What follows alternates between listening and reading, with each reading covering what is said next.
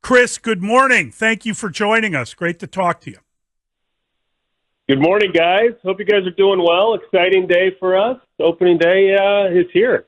Yeah, I got to tell you, I'm wearing my Sox hat. I grew up a Sox fan. I was just saying I've seen you talk at the various conventions when that was going on, and really have enjoyed a lot of what you've had to say about the game. I was fascinated to hear you say yesterday that you believe the team IQ is one of the accomplishments. You've gotten the IQ up, and and anybody that has watched your team as closely as we have over the years understands that positioning on defense, that running the bases, that some of even with the talent that the White Sox have shown, some of the actual baseball played, it would drive anybody nuts. Yeah, I mean, I've certainly mentioned, raising the baseball IQ of this team, and anyone that has an appreciation and understanding of the game, and not being well positioned, making poor decisions, not throwing to the right bases, not understanding these situational events that pop up. I mean, there's a level of acquisition, who we're bringing in, and certainly a high baseball IQ is part of that process. But certainly on the development front, are we stressing the right things? Are expectations set? Are they at the right level? And then as you transition at the major league level, are you going to be consistent with that? That is something that we've focused on. There's different ways to go about it. You look at this roster and what they're capable of doing. Each roster has their stories. I think this one, is a unique one with you're looking at players that are certain points of their career, and they've got a lot to prove and play for, all in one kind of,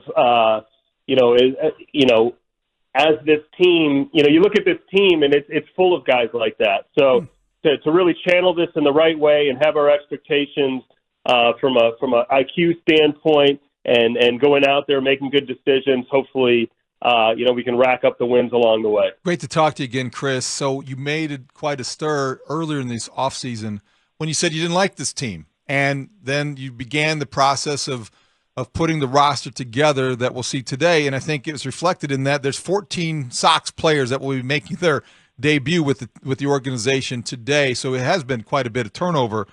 So I ask you this: when you watch this group, when you watch this team, what will it take for you to like it? What will be the things that you'll be evaluating? They'll say, okay, I like that, and this is all going in the right direction.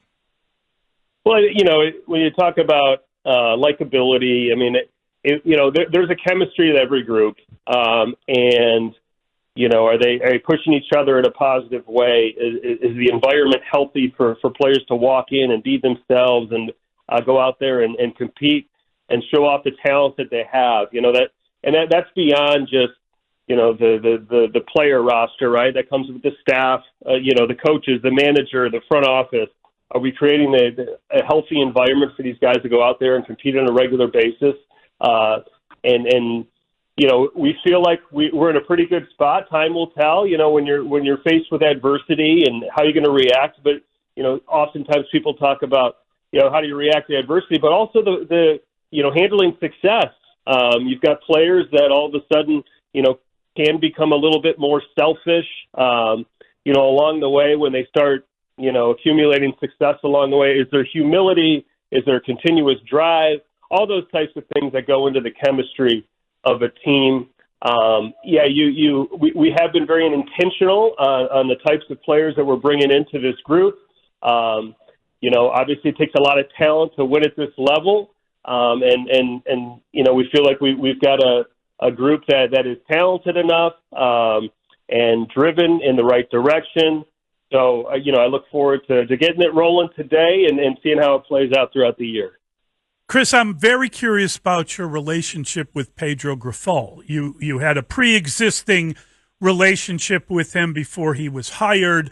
He talked about you as a player. We remember you as a player. I'm very curious as to how you guys are working together. What is the relationship like, and what is it that you expect from him? Where does he begin and you end? Let's put it that way. Yeah, I mean, Pedro and I have a very close working relationship. I mean, without question, I think, I don't want to speak for him, but, I believe that he can pick up the phone at any time and call me, text. We spend a lot of time together, what we did in Arizona and then, here in Chicago. And, he understands, certainly the direction that, envision that I have for this organization. He's done a great job carrying that out so far in spring training. I feel like I need to be a supporter. I need to help him along the way, and I'm willing to do that. He's done a tremendous job, with his coaching staff and with the players so far establishing, the style of play, the expectations, really driving in some deeper values throughout the organization. It's a strong bond. We do have a longer history together than perhaps some other people in this organization. We work well together. I always look forward to conversations, our deep dives, we're here to help each other. So, Chris, when you look at the season, then in that context, when you talk about what the manager is going to do and what the general manager would like to see done, sometimes those can be in conflict inevitably between the present and the future. When you have a decision like a catcher, for example, Max Stassi begins the season on the injured list. Corey Lee is up, and he's a young prospect who you feel very good about. Had a great spring. I just wonder if this season is about developing talent for the future. Wouldn't every decision be leaning toward the young prospect to see what he has? And you might face that inevitability later in the season with Colson Montgomery and what to do with him, and another prospect like maybe Drew Thorpe and how to fit him into the rotation.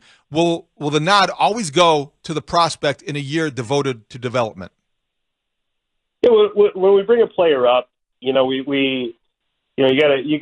All right, what has he accomplished so far? It could be in a minor league season, does this need to? What are our needs at the major league level? Do we need to plug a player right into the rotation? Do they need to pick up the heavy load, whether it be catcher or another position? So there's a lot of factors going in. To say that like you get to a point where you're just going to punt on trying to win games that night in lieu of development of the player, at the major league level, that's not something that we really want to do. Now, if we feel like we can be well positioned to win a ball game and develop a player, that's the ideal position to be in.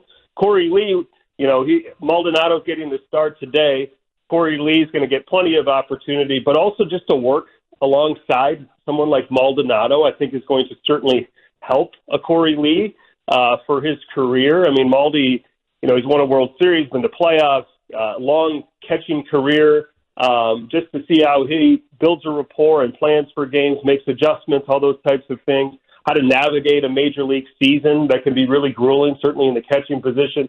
To have that nearby, Corey Lee, I think, has its benefits. But you're right. I mean, in regards to the best path to reaching someone's potential is to play. But certainly having Corey on this roster or someone else, Corey's going to play. He's going to have plenty of opportunity. So we've been joking since we heard that Garrett Crochet was going to be the starter, that he was the opener day starter. And I know you've pushed back on that. I know he's pushed back on that. What are your expectations for him today, his first ever start on opening day? How long do you think he can go? Do you have any pitch limit in mind? How do you view Garrett Crochet, who had a great spring himself in his first start? Yeah, I mean, he's going to be able to show us and tell us how deep he can go into a game. And it's about efficiency. We challenged him in spring, and and we told him, listen, if you want to be a starter, you've got to have some innings that are 15 to 17 pitches or less. We can't rack up the 30 plus pitches every single inning. And he really took to that. I think it was his first outing. First inning, the first inning he threw in spring training, it was probably right at 15 pitches. The next one, it was the same thing. So it's really about efficiency.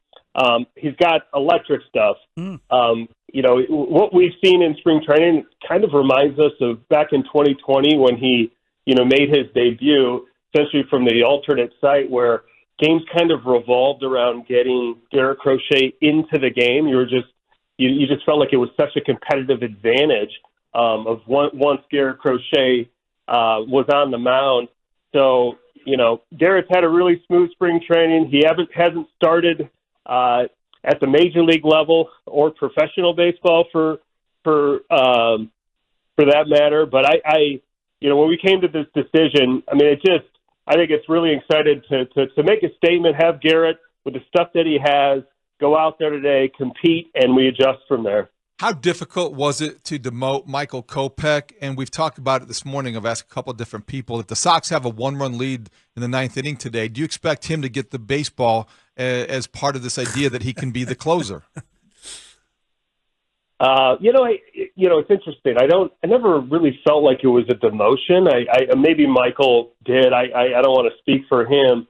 I looked at it as an opportunity to really, you know, minimize his plate, like just simplify some things so he can go out there with his best stuff and not try to navigate, you know, 5, 6, 7 innings of a game and just go out there and you know, just get big outs 1 and 2 innings at a time. And he transitioned really well once we did that. I do know that there probably was a level of disappointment, but I kind of viewed it as, gosh, you know, you look at you look at our pitching staff, and it's like, all right, well, you know, who's got the ability to get really, you know, really good hitters out at big moments of the game? And it's, you know, when you start racking these guys up, and we've got a list of them, it's like, you know, Michael's kind of there. You know, you look at, you know, what he can do with a fastball and a slider. He was up 98 to 100. He was pounding the zone and just that wipeout slider. This looks pretty good. So, yeah, I mean, if the situation calls for it, I'll leave that to Pedro. Obviously, we'll plan this out and put ourselves in a good position to put the right arm into the moment. But, yeah, Michael's very capable. Chris, expectations are modest, to put it lightly. I believe the win totals that are projected are closer to 61.5 from the fine folks in Vegas, from various sites that look at baseball. What does success look like to you? What is it that your team will do this year that you will say, yes, this is going the right way? It doesn't have to be a win total. I'm just curious as to how you will watch what happens. Yeah, I mean, I certainly want to establish a cleaner style of baseball. I mean, I do. I think, you know, White Sox fans deserve that. They're looking for that. You certainly want to feel like we are moving in the right direction, building towards something special. You know, you look at some of these projections and the you know, these win totals. I mean, I understand. I get it. But also, if you really look, you know, kind of, you know, look behind the curtain a little bit, and you look at, you know, Garrett Crochet. Okay, what does this look like as a starter? If, you know, it could play out this way, it could play out that way. You've got Mike Soroka. You know, the outcomes are you know, there could be really positive. And you look at Eric Fetty that joins him coming from the KBO into the rotation here. Hit a tremendous season over there, and to get the opportunity, you know, if things you look at that group in itself, and you're like, all right, like. This could be really exciting. Obviously, it needs to play out a certain way. We've got some new faces in the bullpen in different roles. You got a Benintendi, you've got a Eloy Jimenez, and a Yohan Moncada, and a Louis Robert, and an Andrew Vaughn. If we keep these guys healthy and posted on a regular basis and keep them truly engaged as a core group offensively, you know, that's a pretty good group right there. And then you look at you know, our defense and how sound I feel like it's going to be up the middle, which is such a strong indication of what direction a team's going to go. There's some real pieces to like here and interesting stories. And, you know, I think it's it'll be a fun opportunity to see how this plays out. There's plenty to like on this team. And I look forward to watching, like everyone else, to see what we're capable of doing as a group. Chris, you were a grindy player, a smart player, and I imagine you're going to take the same approach to this job as a general manager. So in that vein, when you look at your analytics department, how would you describe your ambition for beefing that up? And how many how willing is Jerry Reinsdorf to make the resources available for you to do that if you believe that that's necessary to, get closer to winning consistently? Yeah, I mean, it's about leveraging, information to put yourself in a position to make, a good decision and win the decision. It's built into how we put together a lineup, how we use our starters or relievers. It's built in the acquisition process. So it's a focal point. Do we boast about it? Do we feel the need to talk about it? Not really. It's just built into to every process that we pretty much have. You hear about the amount of analysts that this team has and this team has. It's not a race to who has the most analysts. It's about making smart decisions, and there's different ways to go about it. It's just built into what we do, and we value it tremendously. I mean, it's part of most conversations, but it's not, put out on an island and this is what they're doing for us or this is what they're doing for us. It's part of the White Sox. This is how we conduct our business, and we try to make good decisions just like everyone else. Hey, thanks a ton for coming on, Chris. We really appreciate it. We wish you the best of luck today and for the entire season. Thanks, Chris.